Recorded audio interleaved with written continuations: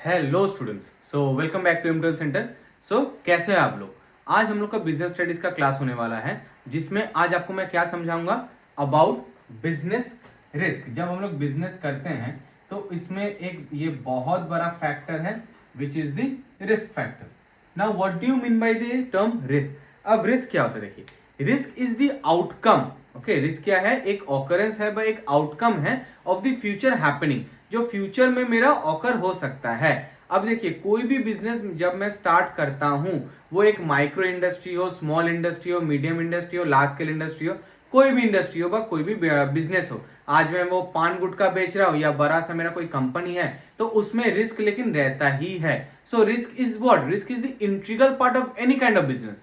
Risk मेरा जब भी कोई बिजनेस में स्टार्टअप करता हूं, रिस्क उसमें लेकिन रहता ही रहता है। अब रिस्क क्या है, इट इज अनअवॉइडेबल। मैं रिस्क को अवॉइड नहीं कर सकता हूं, वो अनअवॉइडेबल है। लेकिन एक बिजनेसमैन व एंटरप्रेन्योर उसको क्या कर सकता है, रिस्क को मिनिमाइज करने के लिए एंटरप्रेन्योर दो काम करता है। वो दो काम क्या हो सकता है, नंबर वन एक है इंश्योरेंस एंड नंबर टू मेरा क्या हो सकता है, नंबर टू इज हेजिंग। ये दो टाइप से बिजनेसमैन या एंटरप्रेन्योर क्या कर सकता है, ये दो टाइप से एंटरप्रेन्योर अपने जो रिस्क जो है वो रिस्क को मिनिमाइज कर सकता है व उसको शिफ्ट कर सकता है, लेकिन उसको कभी भी अनअवॉइड नहीं कर सकता है। अब रिस्क जो मेरा जो होता है वह बिजनेस में ये इतना जो फ्लक्चुएशंस आ रहा है, अब ये जो रिस्क जो फैक्टर है उसके कॉजेस क्या हो सकते हैं। नंबर वन जो रिस्क के जो कॉज हो सकते हैं वो है कि मैं ये इकोनॉमिकली भी हो सकता है, इकोनॉमिक कॉजेस। नंबर टू ये क्या हो सकता है, due to some social factors, social factor भी काम कर सकता है। नंबर थ्री मेरा क्या हो सकता है, नंबर थ्री मेरा ये टेक्नोलॉजी के वजह से भी हो सकता है। नंबर फोर मेरा एक देखिए, एक मेरा इकोनॉमिक कॉजेज हो सकता है, एक मेरा सोशल कॉजेज भी हो सकता है, एक मेरा टेक्नोलॉजिकल कॉजेज भी हो सकता है, और एक मेरा रीजंस क्या हो सकता है, और एक मेरा नेचुरल रीजंस भी हो सकता है कि मेरा नेचुरली भी कोई नेचुरल कैलेमिटीज आ गया उसके वजह से भी लेकिन मेरा रिस्क हो सकता है।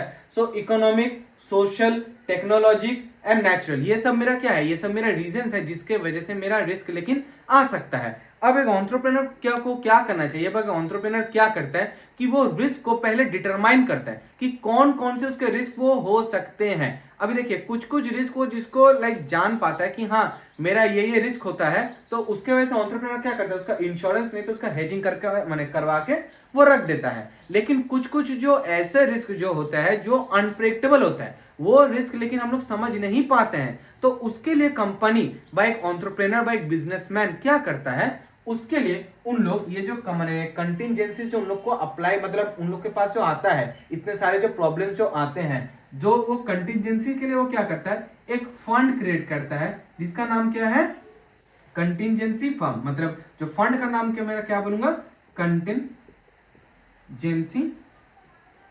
फंड। ये फंड से क्या होता है कि जब भी बिजनेसमैन को यदि कोई भी प्रॉब्लम आता है तो बिजनेसमैन क्या करता है, ये कंटिजेंसी फंड से जो required amount of the fund उसको चाहिए ताकि वो प्रॉब्लम से निकल पाए, वो रिक्वायर्ड अमाउंट ऑफ फंड वो यहां से निकालता है, निकाल के वो बिजनेस में डाल देता है ताकि वो उस टाइम के लिए मैक्सिमम उस टाइम के लिए वो क्या वो वहां से वो निकल पाए, ताकि अपना निकल के वो फिर से वो स्टेबल हो सके और फिर से वो बिजनेस को कंटिन्यू कर सके। ठीक है, तो ये मेरा टोटल मेरा किस में आ जाता है, ये मेरा टोटल रिस्क पार्ट में आ जाता है। ठीक है, अभी हम लोग नेक्स्ट पार्ट में आते हैं। अभी जो मैं आपको समझाऊंगा वो है फीचर्स और कैरेक्टरिस्टिक्स ऑफ बिजनेस रिस्क। मैंने आगे ये मेरा एक यूट्यूब में शॉर्ट है, आप देख सकते हैं कि जिसमें मैंने दिखाया था कि कैसे मैं एक डेफिनेशन से उसके फीचर, कैरेक्टरिस्टिक्स ये सब मैं कर सकता हूं। तो अभी मैं क्या करूंगा, फीचर्स और कैरेक्टरिस्टिक्स। अभी मैं क्या आपको समझाऊंगा, फीचर्स और दी कैरेक्टरिस्टिक्स।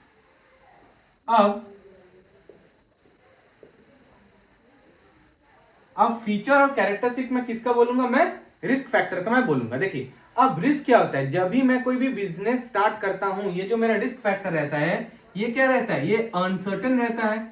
ये क्या रहता है, अनसर्टेनिटी, क्योंकि कभी भी मेरा रिस्क फैक्टर मैं उसको कभी प्रेडिक्ट नहीं कर पाऊंगा, इट इज अनसर्टेन, वो कभी भी आ सकता है और कोई भी फॉर्म में वो आ सकता है। मतलब मैं जितना दूर एक बिजनेसमैन समझ सकता है उसके परे भी एक क्या रहता है, एक रिस्क फैक्टर उसका, लेकिन हर टाइम काम करता है। So it is always uncertainty. Risk in any kind of business is always what, is always uncertain. उसके बाद हम लोग आते हैं रोमन 2। रोमन 2 क्या हम लोग का रहता है कि देखिए जब भी हम लोग बिजनेस करते हैं तो बिजनेस में जो रिस्क क्या है, it is the integral part. It is what, it is the integral part of business. तो मैं जब ही कोई बिजनेस करता हूं तो उसमें क्या रहता है, रिस्क ना इंट्रीगल पार्ट रहता है, मतलब उसके अंदर वो रहता है कि जब भी मैं कोई भी बिजनेस स्टार्ट करता हूं तो उसमें रिस्क ना स्टार्टिंग से रहेगा, उसको मैं अवॉइड नहीं कर सकता हूं, उसको मैं एलिमिनेट नहीं कर सकता हूं। What can I do, I can minimise it, मैं उसको घटा सकता हूं, लेकिन मैं उसको अनअवॉइड उसको मैं एलिमिनेट नहीं कर सकता हूं, क्योंकि वो माने एकदम इंटरनल है, इंटीग्रल पार्ट है बिजनेस का, वो रहेगा ही रहेगा आपका बिजनेस में। 3 नंबर पॉइंट में जिस हम लोग जो आते हैं वो है degree of risk. 3 number point मेरा क्या है, डिग्री ऑफ रिस्क। अब ये डिग्री ऑफ रिस्क का मतलब क्या होता है, देखिए जब भी मैं कोई भी बिजनेस में स्टार्ट करता हूं तो बिजनेस में मेरा मेन क्या रहता है, अब वो माइक्रो हो, स्मॉल हो, लार्ज स्केल हो, मीडियम स्केल हो, कोई भी बिजनेस हो उसमें, लेकिन मेरा जो डिग्री ऑफ रिस्क उसमें रहेगा ही रहेगा। अब ये डिग्री ऑफ रिस्क वेरी करता है, वेरी इन द सेंस मतलब क्या, देखिए माइक्रो इंडस्ट्री हो गया या स्मॉल स्केल इंडस्ट्री हो गया तो उसमें डिग्री ऑफ रिस्क तो कम रहता है, लेकिन जब भी मैं लार्ज स्केल बिजनेस में जब भी मैं आ जाऊंगा या मीडियम स्केल बिजनेस में मैं आ जाता हूं उसमें मेरा डिग्री ऑफ रिस्क तो बढ़ जाता है। तो ये डिग्री ऑफ रिस्क भी बहुत फैक्टर रखता है व्हाट काइंड, मतलब size and nature of the business के ऊपर। तो डिग्री ऑफ द रिस्क में 2 फैक्टर मैं लिख ही सकता हूं। नंबर 1 जो मेरा है वो क्या मैंने बोला, nature, and number 2 is the size of the business. आप कौन से नेचर का बिजनेस कर रहे हैं उसके ऊपर भी आपका लेकिन डिग्री ऑफ रिस्क काम करता है। और नंबर 2 आपका साइज, आपका बिजनेस कितना फ्लरिश है, कितना बड़ा आपका बिजनेस है, इसके ऊपर भी लेकिन मेरा डिग्री ऑफ रिस्क काम करता है। अब 4th पॉइंट में हम लोग आते हैं। 4th पॉइंट मेरा क्या बनेगा, नो गेन, कोई भी मेरा गेन नहीं होगा विदाउट पेन। तो मैंने क्या बोला है, no gain without pain, unless and until मेरे को कोई पेन नहीं होगा। पेन इन द सेंस मतलब क्या, मेरे को जब तक मेरा बिजनेस में मेरा लाइफ में जब तक कोई प्रॉब्लम नहीं आएगा, मतलब मैं सक्सेस के लेवल में मैं नहीं पहुंच रहा हूं, तो जब तक मेरा बिजनेस में कोई पेन नहीं आता है तो मेरा कोई गेन भी नहीं होगा। So unless and until you are taking any kind of risk, unless and until you are not taking any kind of risk, you will not be able to gain, आप कोई भी प्रॉफिट आप कमा नहीं सकते हैं। जितना भी आप प्रॉफिट आप प्रॉब्लम्स यदि मतलब आप यदि प्रॉफिट कमाना चाहते हैं, जितना प्रॉफिट कमाना चाहते हैं उतना लेकिन आपको रिस्क भी बिजनेस में लेना पड़ेगा। यदि आप उतना रिस्क यदि लेते हैं, क्षमता आप में है, तभी भी आप प्रॉफिट कमा सकते हैं। और जितना आपका क्षमता होगा उतना ही आप रिस्क लेंगे और उसमें ही आपका उतना ही प्रॉफिट आपका बनेगा। अब हम लोग 5th पॉइंट में आते हैं। 5th पॉइंट हम लोग का क्या बताया जाता है कि टाइम फैक्टर। अभी देखिए रिस्क का क्या होता है ना कि रिस्क जो हम लोग का रहता है वो लेकिन एकदम अनलिमिटेड टाइम के लिए वो आपके घर में आके बैठ के नहीं रहेगा, वो एक मतलब वो मेहमान की तरह है कि उसका टाइम फैक्टर है कि लाइक ड्यूरिंग पॉलिटिकल इंस्टेबिलिटी हो गया, ड्यूरिंग कंट्री में कुछ डिप्रेशन पीरियड चल रहा है, तो उस टाइम में लेकिन अब मेरा बिजनेस क्या कर सकते हो, मैंने बिजनेस मेरा डाउन हो सकता है। तो मेरा जो रिस्क फैक्टर है, जो पॉलिटिकल इंस्टेबिलिटी हो गया, कंट्री में डिप्रेशन चल रहा है, कोविड सिचुएशन, तो ये सब क्या हुआ, ये एक टाइम स्पैन के लिए रहता है। ड्यूरिंग दिस टाइम स्पैन तब मेरा बिजनेस क्या चल रहा है, तब मेरा बिजनेस डाउन चल रहा है। तो जब मेरा बिजनेस वो डाउन चलता है तो एक टाइम फैक्टर रहता है कि इतना टाइम तक मेरा बिजनेस डाउन चलेगा, लेकिन उसके बाद मेरा क्या होगा, फिर मेरा बिजनेस तो फ्लरिश करेगा।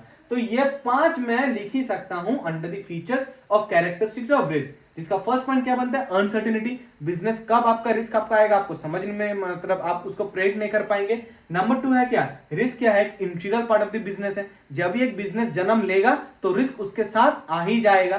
3 नंबर पॉइंट मैंने क्या बोला, डिग्री ऑफ द रिस्क, जो मेरा रिस्क का जो डिग्री रहता है वो किसके ऊपर काम करता है, आपका कैसा नेचर है बिजनेस का, आप कौन से टाइप के बिजनेस कर रहे हैं और आपका बिजनेस का साइज कितना है, वो माइक्रो है, मीडियम है, स्मॉल स्केल है, लार्ज स्केल है, इसके ऊपर काम करता है। 4th पॉइंट है नो पेन विदाउट गेन, जब तक मैं कोई पेन नहीं लूंगा, ठीक है, मेरे को बिजनेस में प्रॉफिट भी नहीं होगा।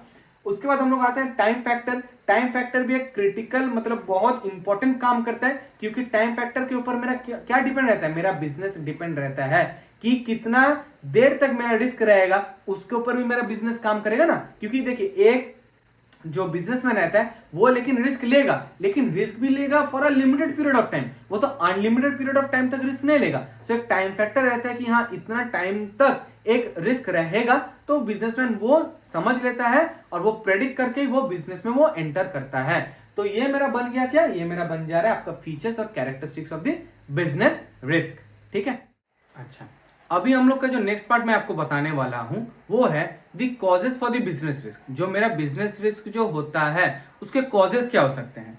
तो नेक्स्ट पार्ट मैंने आपको क्या मैं बताऊंगा, दी कॉजेस, कॉजेस फॉर रिस्क। अभी देखिए जब मैं एक बिजनेस करता हूं तो मेरे पास, जैसे मैंने इतना देर से मैं बोल रहा हूं आपको कि रिस्क फैक्टर मेरा काम करता है। अब रिस्क कौन कौन से फैक्टर के वजह से मेरा रिस्क आ सकता है, उसके अंडर में मेरा नंबर वन में क्या लिख दिया हूं, इकोनॉमिक कॉजेस। नंबर वन मैंने क्या लिखा है, इकोनॉमिक कॉजेस। अब ये इकोनॉमिक कॉजेस क्या हो सकता है, देखिए इकोनॉमिक कॉजेस मतलब ड्यू टू इकोनॉमी में जो जो चेंजेस आता है, जैसे आज कंज्यूमर का टेस्ट एंड प्रेफरेंस चेंज हुआ है, बस shift in the demand and the supply of the product, इसके वजह से भी मेरा बिजनेस में एक रिस्क आ सकता है।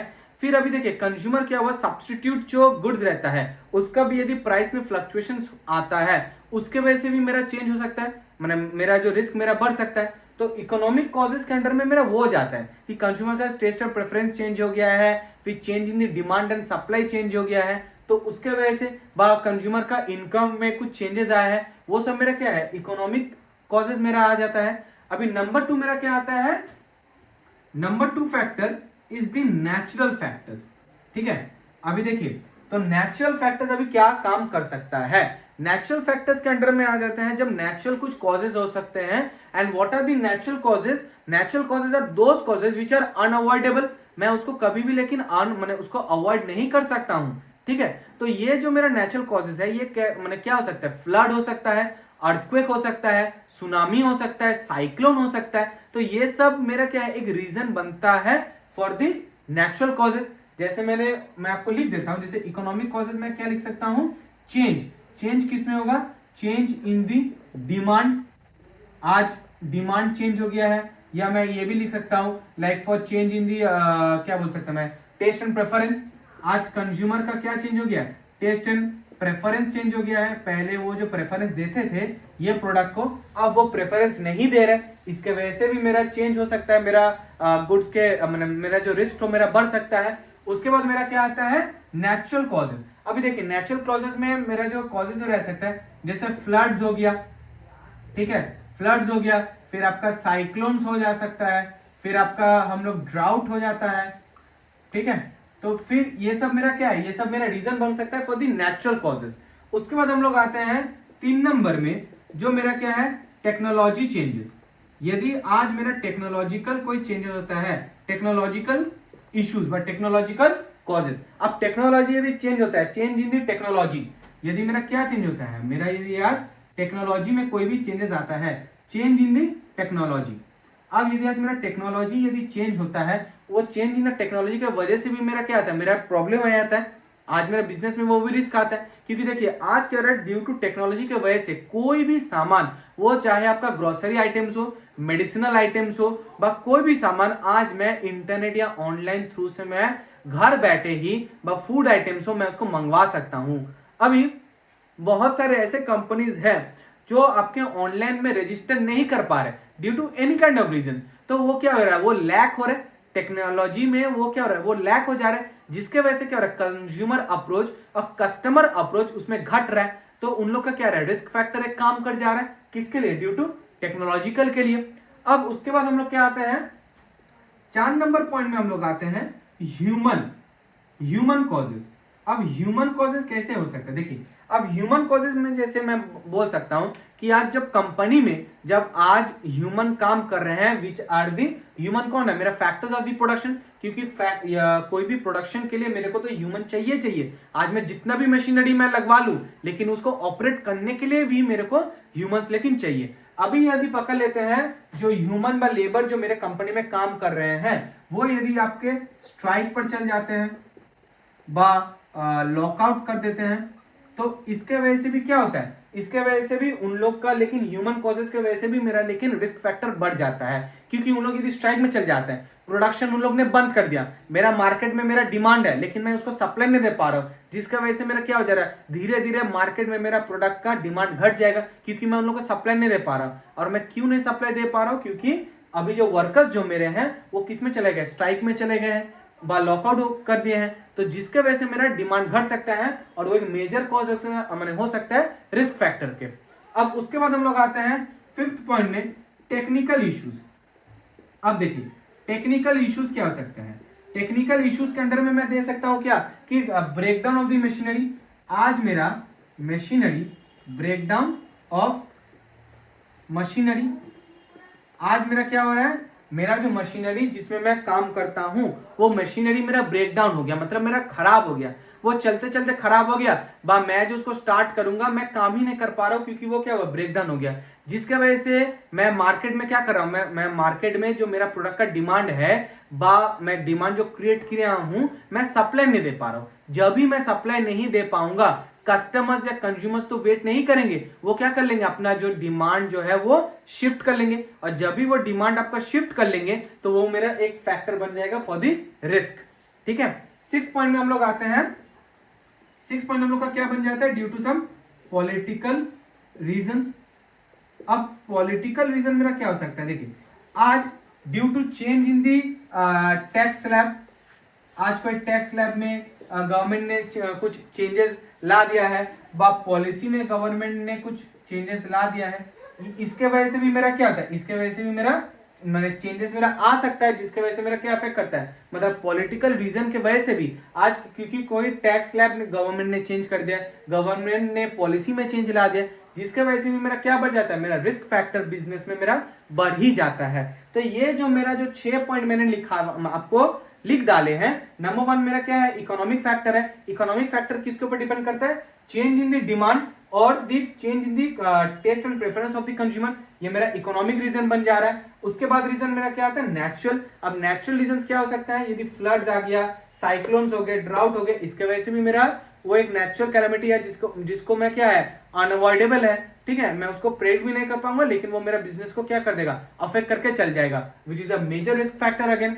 उसके बाद हम लोग आते हैं टेक्नोलॉजिकल चेंजेस, यदि चेंज हो जाता है टेक्नोलॉजी में और मैं यदि टेक्नोलॉजी के साथ आपको मतलब खुद को अपने बिजनेस को यदि अपग्रेड नहीं कर पाता हूं तो मैं यदि लैग कर जाऊंगा बिहाइंड, मेरा बिजनेस पीछे चल जाएगा, जो बहुत बड़ा फैक्टर है फॉर द रिस्क। उसके बाद हम लोग क्या होता है, ह्यूमन कॉजेस क्या होता है, यदि आज कोई कंपनी ने स्ट्राइक कर लिया है, आज कोई भी कंपनी ने किसमें चला गया है, कोई भी कंपनी ने, ये मेरा स्पेलिंग मिस्टेक हो गया था, तो आज कोई भी यदि कंपनी यदि स्ट्राइक में वो चल जाता है और कोई भी कंपनी यदि लॉकआउट कर लेता है तो उसके वजह से भी मेरा क्या होता है, मेरा माने जो डिमांड जो है वो मेरा है मार्केट में, लेकिन मैं यदि सप्लाई नहीं दे पाता हूं तो वो भी मेरे क्या काम करता है, रिस्क फैक्टर काम करता है। उसके बाद हम लोग आते हैं टेक्निकल इश्यूज, मैं मशीनरी में काम कर रहा हूं और अचानक मेरा मशीनरी यदि ब्रेकआउट हो जाता है ब्रेकडाउन हो जाता है तो उसके बाद क्या होता है, मैं मशीनरी में काम नहीं कर पाऊंगा। उसके बाद हम लोग 6 पॉइंट में आता है पॉलिटिकल रीजन। अब पॉलिटिकल रीजन क्या हो सकता है, पॉलिटिक्स में जैसे आपका टैक्स स्लैब चेंज कर दिया है गवर्नमेंट ने कुछ पॉलिसीज में नए कुछ चेंजेस लाए हैं, जिसकी वजह से ये भी मेरा क्या काम करता है, एक रिस्क फैक्टर काम करता ही है।